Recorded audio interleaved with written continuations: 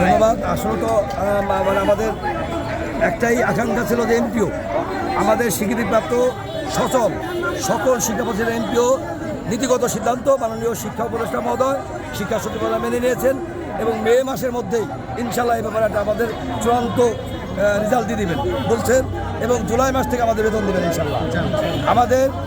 আমরা কৃতজ্ঞতা প্রকাশ করছি মহান রব্বুল আলামিনের দরবারে, কৃতজ্ঞতা প্রকাশ করছি যারা দূর দূর শিক্ষক মণ্ডলী এসেছেন, আইন শৃঙ্খলা রক্ষাকারী বাহিনী, আমাদের মিডিয়া কর্মী বাহিনী, সাংবাদিক বন্ধু এবং বিশেষ করে প্রেস ক্লাব কর্তৃপক্ষ যারা আমাদের অনেক অত্যাচার সহ্য করছে তাদেরকে ধন্যবাদ দেয়।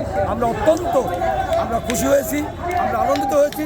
মহান রব্বুল আলামিনের কাছে আমরা মানে ফরিয়াদ করি যে আল্লাহ যেন এই শিক্ষা উপদেষ্টা মহোদয় এবং আমাদের শিক্ষা সচিব মহোদয়কে আল্লাহ দীর্ঘ হাত দারাজ করুক এবং আমাদের শিক্ষকরা তাদের দোয়া করবেন ইনশাআল্লাহ।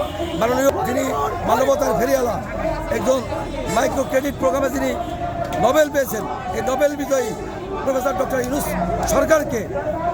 স্যার সহ সরকারকে আমরা ধন্যবাদ জানাই।